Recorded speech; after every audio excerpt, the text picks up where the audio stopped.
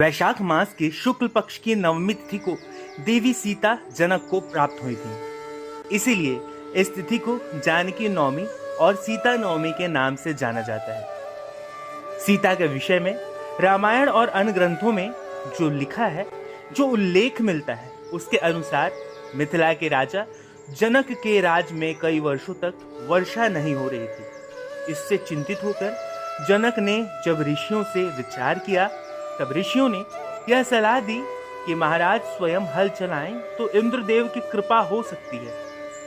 मान्यता है कि बिहार स्थित सीतामढ़ी का पुनौरा गांव वह स्थान है जहां राजा जनक ने हल चलाया था।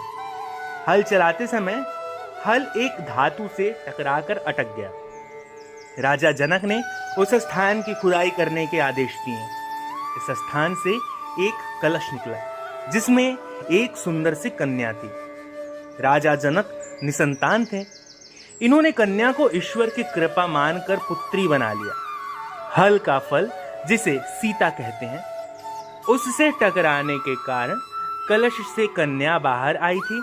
इसीलिए कन्या का नाम सीता रखा गया। इस घटना से ज्ञात होता है कि सीता राजा जनक की अपनी पुत्री नहीं थी।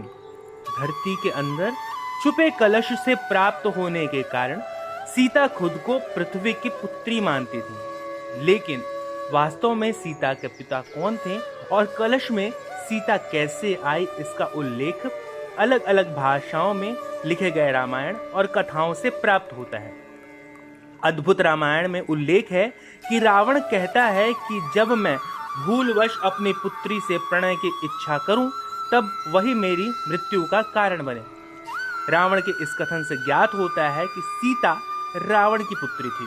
अद्भुत रामायण में उल्लेख है कि गृत्समद नामक ब्राह्मण लक्ष्मी को पुत्री रूप में पाने की कामना से प्रतिदिन एक कलश में कुश के अग्रभाग से मंत्रोच्चारण के साथ दूध की बूंदें डालता था।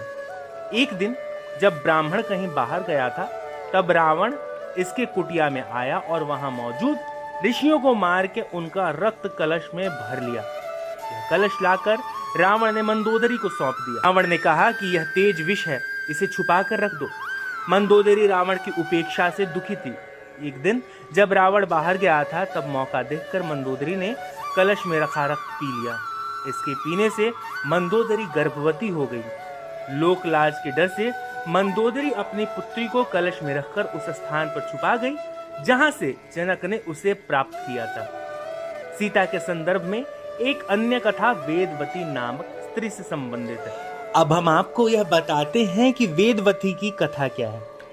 कथानक के अनुसार लंका के राजा रावण ने हिमालय का भ्रमण करते एक ऋषि कन्या को देखा जिसका नाम था वेदवती।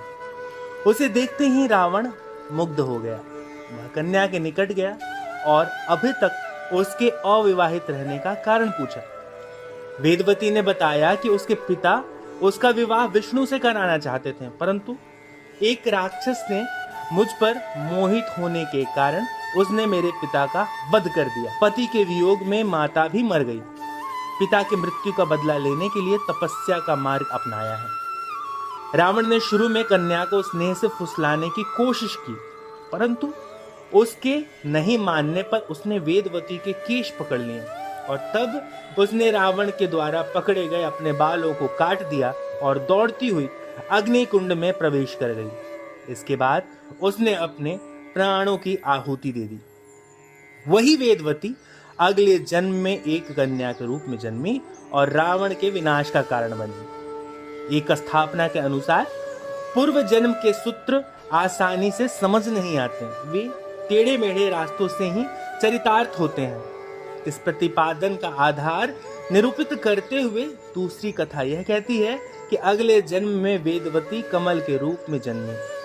ज्योतिषों के कहे अनुसार इस कमल को समुद्र में फेंक दिया गया। यही कमल जलमार्ग से होता हुआ कन्या रूप में राजा जनक को मिली। वही कन्या जानकी और सीता के नाम से जानी गई। तो दोस्तों, यहाँ समाप्त होती है माता सीता, रावण और उनके पिता जनक से जुड़ी एक रोचक कथा।